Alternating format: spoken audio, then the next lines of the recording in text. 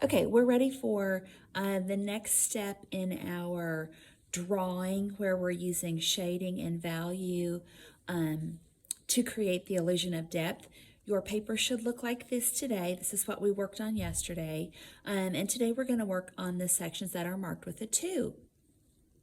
So the sections that are marked with the 2, we'll do the opposite of what we did in the 1s. So in the 1s, our curves went up.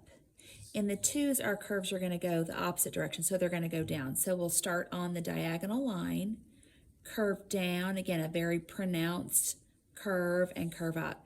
And you will do that in every section that's marked with a 2. So these pronounced curves that go down, they do not need to match up with the number 1 sections at all. There's no benefit to that. It does not help your drawing look better.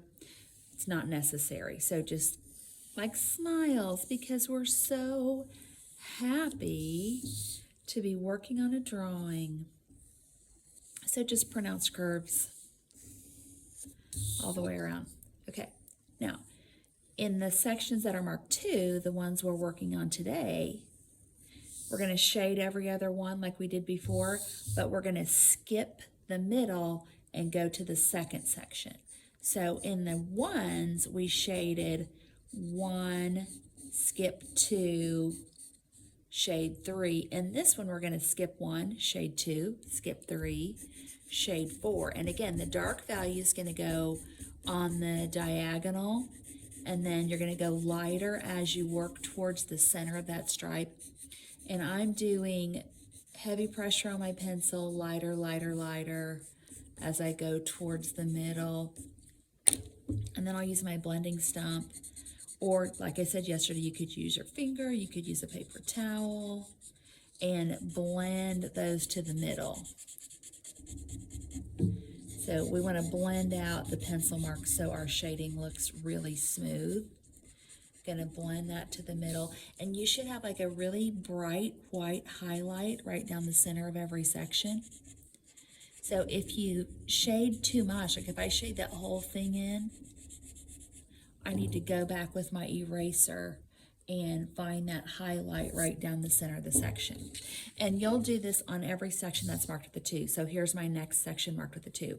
I'm gonna skip the stripe that's in the very middle and go to the second one and shade my dark value along those diagonal lines, and then lighter, lighter, lighter as I get to the middle.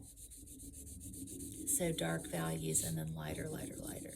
Sometimes I like to shade both directions. Like I shaded like vertically, now I'll shade horizontally.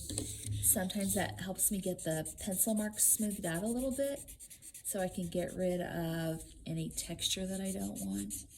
And again, I'm trying to go like follow like the curve. So I'm shading in a curved direction. And then again, I've got to come in here and erase a little bit. So when you're doing your shading, it's kind of going back and forth, like you're adding and subtracting. You have to go back and forth a little bit. The shading should look gradual. It shouldn't look like harsh stripes. And you're going to repeat this in every section that you have with a 2. And there will be a picture on this assignment that shows you what your paper should look like at the end of your work time today.